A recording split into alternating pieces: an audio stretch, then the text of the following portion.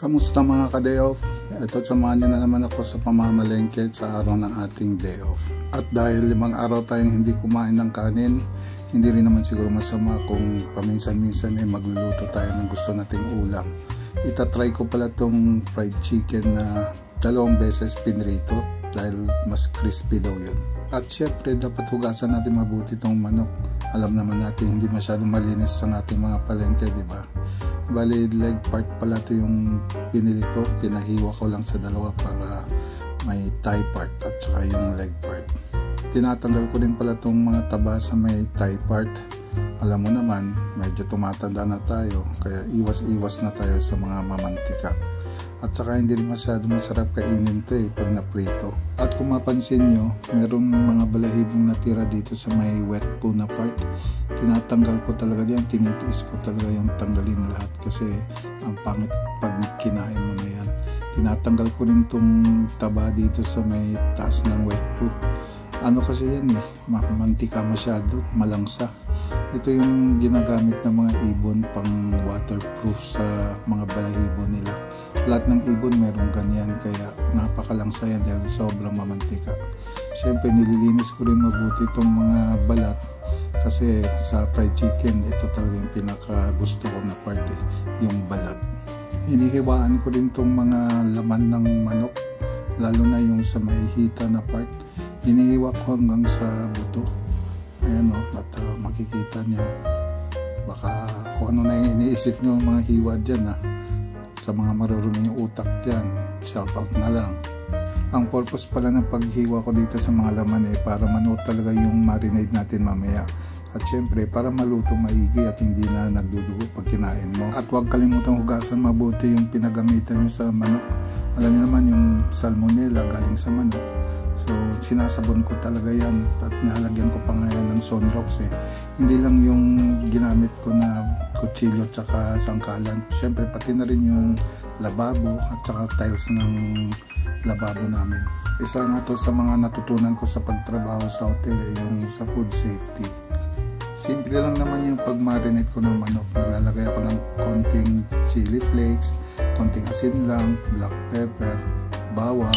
Naglalagay din pala ako ng tinatad na daon ng sibuyas.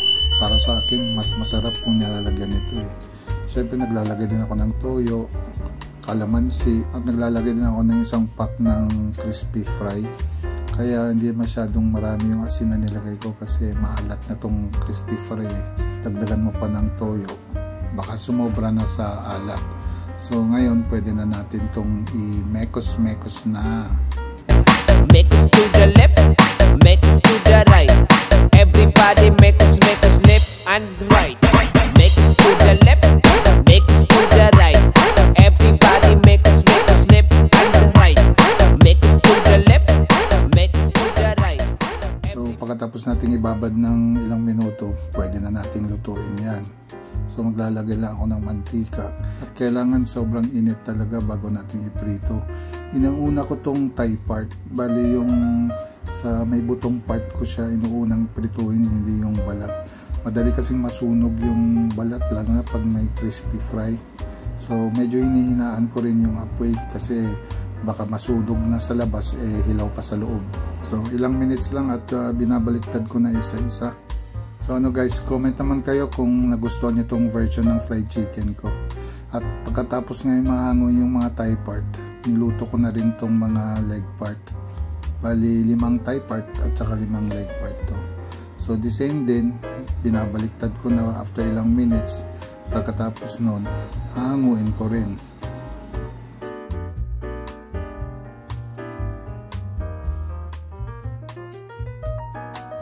So yun na nga guys, nung nahango ko na lahat ng mga leg part, binalik ko na tong mga thigh part. So if you notice guys, parang hindi pa maganda yung kulay kanina nung binalik ko yung thigh part. Pero nung binaliktad ko na, tingnan mo at golden brown na, mas nakakatakam na siyang kainin. At sinunod ko na rin yung mga leg part, prituin uli. Tingnan nyo guys, gumanda na rin yung kulay niya. At ayan na nga guys, tingnan nyo. Sobrang crispy na ng balat niya, parang maliit na crispy pata. At tamang-tama, luto na rin yung sinaing. pwede na kaming manangalian. Mag-aalas 12 na rin kasi ito eh. At tingnan nyo nga naman yung apo namin, no? Kumakain na rin ng fried chicken. Ketchup lang yung katapat niyan guys. Para sa akin ketchup lang talaga. Ayoko na ng mga gravy. Masarap kumain na nagkakamay, di ba? So paano guys, lunch na tayo. Huwag kalimutan mag-like, follow and share. Hanggang sa muli, bye bye.